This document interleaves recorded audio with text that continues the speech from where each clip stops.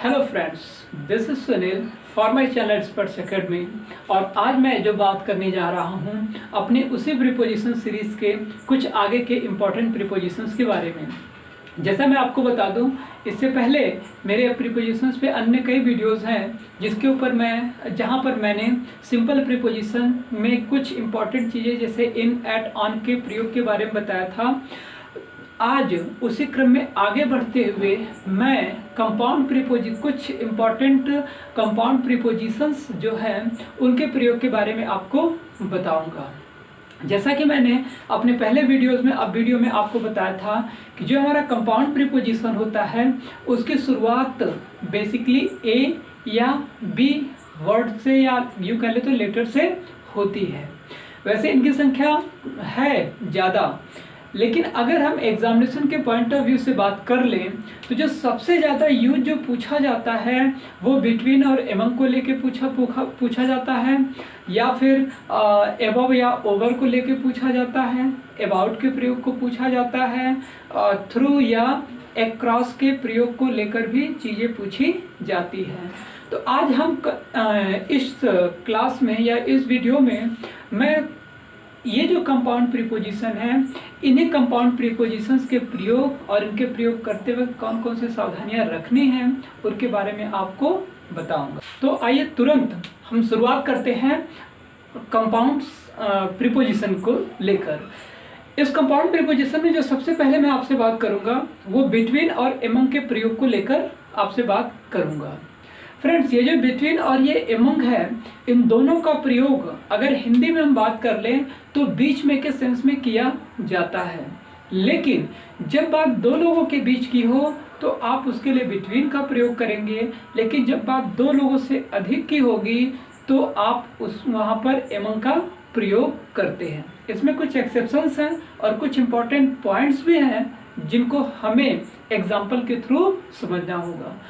चलिए, तो मैंने यहाँ पे कुछ पॉइंट दिया है, इस पॉइंट पे कंसंट्रेट करिएगा, आप सभी लोग इसको नोट भी करिएगा। मैंने जो अभी बताया कि जो बिटवीन और एमंग की बात है ये कंपाउंड प्रीपोजिशंस हैं। इन दोनों का जो प्रयोग है, अगर हिंदी की हम बात कर लें तो हम इन दोनों का प्रयोग बीच में के सेंस में किया जाता है, मीन्स दो लोगों या दो से अधिक लोगों के मिडिल में बीच के लिए किया जाता है।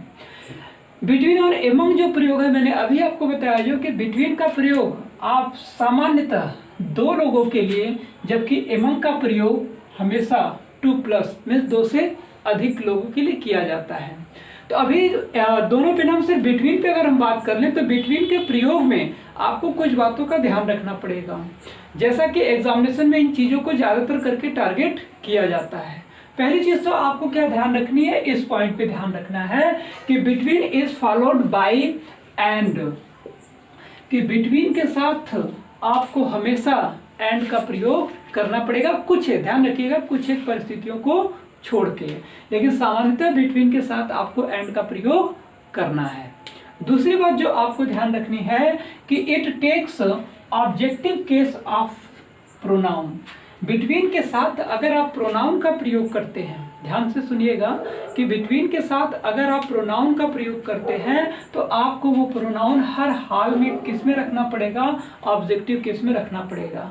अभी पीछे की जो एसएससी की परीक्षाएं हुई हैं वहाँ पे बिटवीन के प्रयोग को पूछा गया है। 1 नंबर के अंतर्गत ये क्वेश्चन आता है, जहाँ पे सेंटेंस इंप्रूवमेंट में इसको पूछा गया था, जहाँ बिटवीन के साथ नॉमिनेटिव केस का प्रयोग किया गया था। तो आपको इस बात का ध्यान रखना है कि बिटवीन के साथ आपको हमेशा ऑब्जेक्टिव केस का प्रयोग करना है। मैंने नीचे 2 एग्जांपल दिए हैं, इन एग्जांपल्स पे भी आप देख सकते हैं। मैंने फिल इन द ब्लैंक के माध्यम से आपको समझाना चाहता हूं। जैसे एग्जांपल जो आपका फर्स्ट है, आप देख सकते हैं कि the match will be played.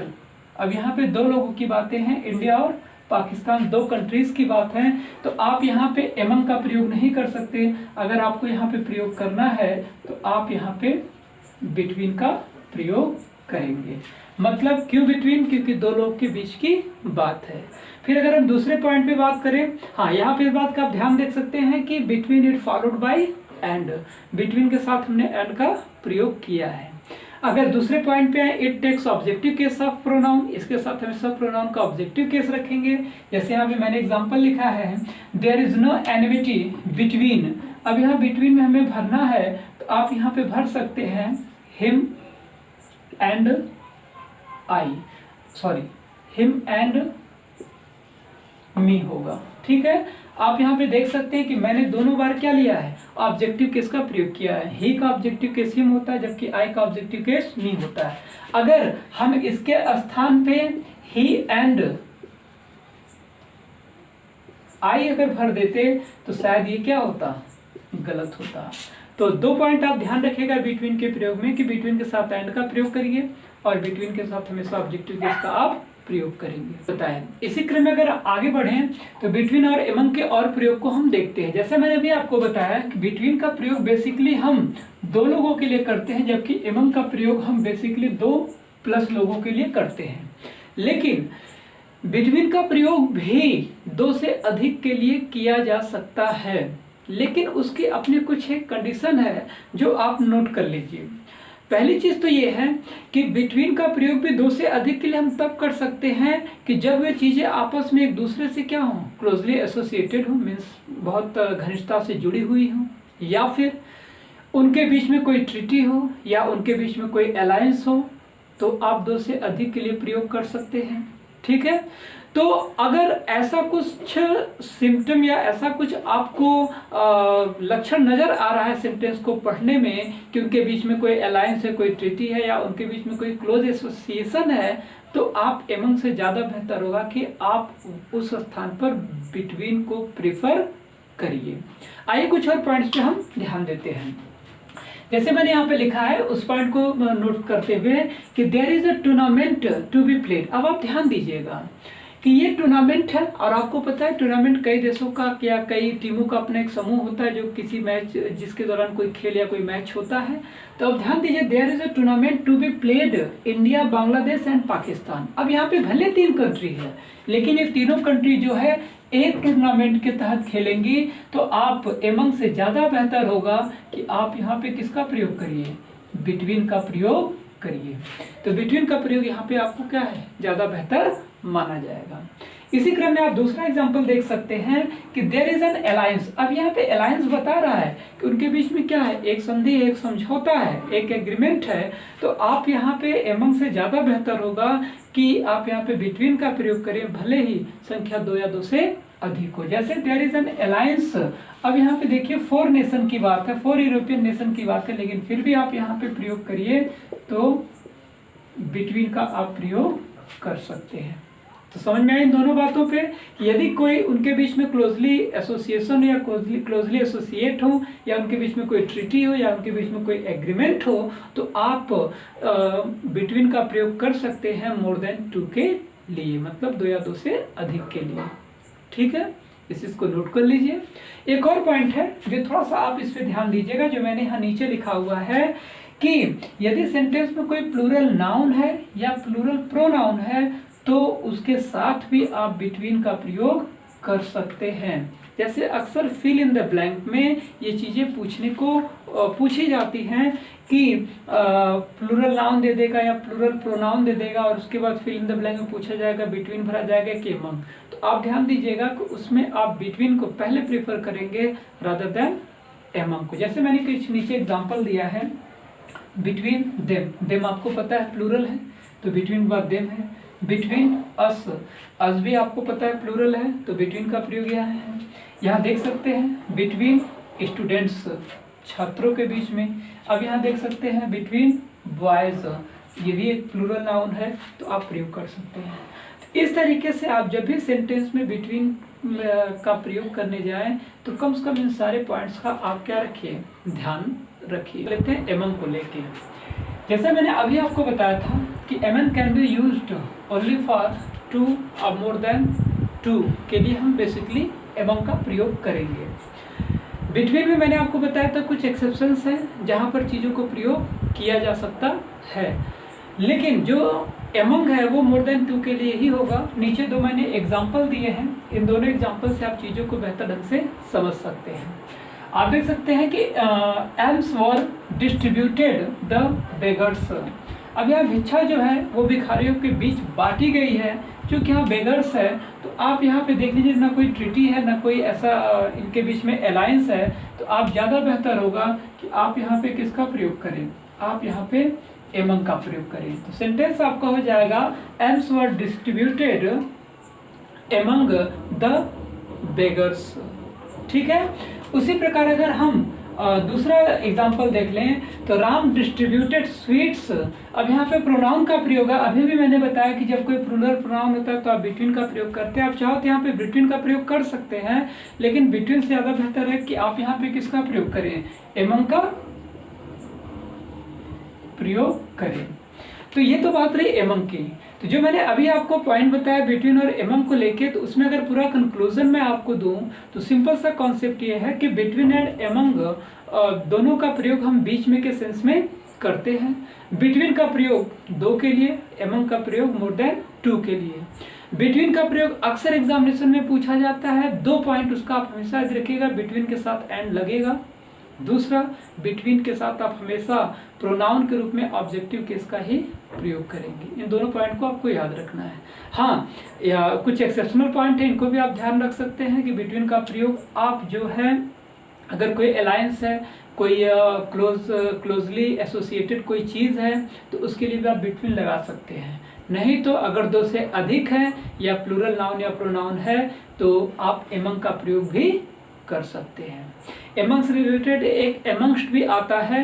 Among और एमंग्स्ट में बेसिकली कोई विशेष अंतर नहीं होता है, लेकिन मॉडर्न इंग्लिश में एमंग्स्ट का प्रयोग न के बराबर ही करते हैं, तो एमंग उसकी जगह प्रयोग किया जाता है। बात कर लेते हैं अक्रॉस और थ्रू में लॉजिकली अंतर क्या है। ध्यान दीजिएगा, अक्रॉस और थ्रू दोनों का मतलब होता है कि एक साइड से दूसरी साइड, लेकिन दोनों में अंतर है। अक्रॉस की जहां तक हम बात कर ले तो अक्रॉस का मतलब होता है from one two the other side, मतलब एक साइड से लेके दूसरी साइड तक। लेकिन अगर हम थ्रू की बात कर लें तो थ्रू जो होता है वो बेसिकली वाया मतलब एक तरीके से कहें तो रास्ता, मीन्स कोई चीज उसके किसी चीज के थ्रू से जा रही है, मीन्स उसका टारगेट अभी खत्म नहीं हुआ लेकिन अभी वो उस रास्ते से गुजरी है, तो via from one end to the other end के सेंस में प्रयोग किया जाता है। इन दोनों पॉइंट को आप फिगर के माध्यम से बेहतर ढंग से समझ सकते हैं। अक्रॉस का मतलब, जब मान लीजिए 2 साइड है तो अक्रॉस का मतलब होता है कि इस साइड से लेकर यहाँ तक, जबकि जो थ्रू का मतलब होता है, थ्रू के लिए आप समझ सकते हैं कि जैसे मान लीजिए यहाँ पे कुछ है और कोई चीज़ इधर से प्रवेश होती है और फिर इधर से क्या है, बाहर निकल के चली जाती है, तो ये जो होगा वो थ्रू के लिए प्रयोग करेंगे। जबकि अक्रॉस का मतलब है कि from one side to other side के लिए प्रयोग किया जाएगा। एग्जाम्पल के थ्रू इनको और बेहतर ढंग से समझ सकते हैं। जैसे राम स्वयं अक्रॉस द रिवर। अब आपको पता है कि रिवर के 2 साइड है, आदमी एक साइड से दूसरी साइड तक तैर के जा सकता है, तो ये वाया नहीं होगा क्योंकि वो नदी का एक छोर से लेकर दूसरे छोर तक जाना, मीन्स छोर पर ही जाके चीजें खत्म हो जाती हैं, तो उसके लिए हम अक्रॉस का प्रयोग करेंगे, कभी थ्रू का प्रयोग नहीं करेंगे। हाँ, अगर ये होता है सेंटेंस में कि राम नदी पार करने के बाद कहीं और जा रहा है तो हम कह सकते हैं कि वो थ्रू रिवर, वो नदी के थ्रू वो आगे बढ़ता है। लेकिन हमारा कहने का मतलब है तैरने से मतलब था, तो तैरने के साथ हम क्या लगाएंगे, अक्रॉस का प्रयोग करेंगे। तो राम स्वयं अक्रॉस द रिवर। लेकिन वह दूसरा सेंटेंस देखिए जो मैंने लिखा है कि the train passed through the tunnel. अब टनल जो सुरंग होती है, आपको ये पता है कि ट्रेन सुरंग में रुकना यहाँ पे मतलब रुकने से नहीं है, बल्कि ट्रेन का जो रास्ता है वो किससे होकर जा रहा है, एक टनल एक सुरंग से होकर जा रहा है। तो जो उस होकर जाने वाली बात है उसके लिए आप थ्रू का प्रयोग करेंगे। समझ में आई चीजें कि अक्रॉस जो है from one two another and पे चीजें खत्म होंगी, लेकिन जो थ्रू होता है वो रास्ता, मीन्स एक रास्ता दिखाता है जिससे होकर कोई चीज आगे एक छोर से दूसरे छोर तक जाती है। तो ये अक्रॉस और ये थ्रू में क्या है, अंतर है। इन दोनों पॉइंट को नोट कर लीजिए और आप फिगर के माध्यम से इन चीजों को और भी बेहतर ढंग से समझ सकते हैं। क्लियर हुआ? आइए अक्रॉस और थ्रू के बाद हम बात कर लेते हैं ओवर और एबव की। ध्यान दीजिएगा, ये ओवर और एबव जो है उनका प्रयोग हम ऊपर के लिए करते हैं। ठीक है, ऊपर में ज़्यादा ऊपर के लिए ही किया जाता है। मीन्स जो ये ऊपर की हम जो यहाँ पे बात कर रहे हैं वो हायर लेवल की हम बात कर रहे हैं, लेकिन इन दोनों में एक चीज़ का अंतर है।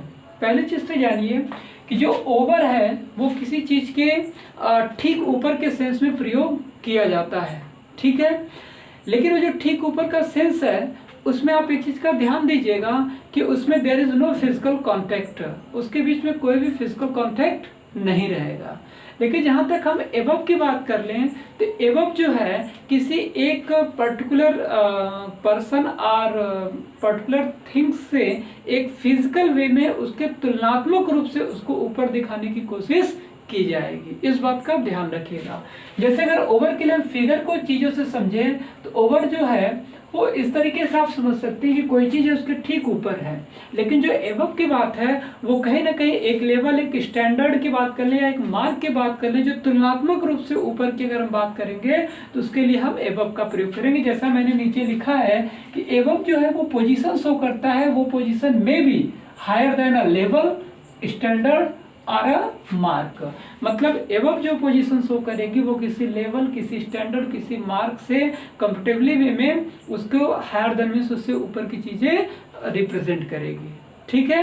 अगर हिंदी के कई सारे एग्जांपल ले तो हम लोग कहते हैं कि प्लेन ठीक मेरे सर के ऊपर से उड़ा, ठीक है।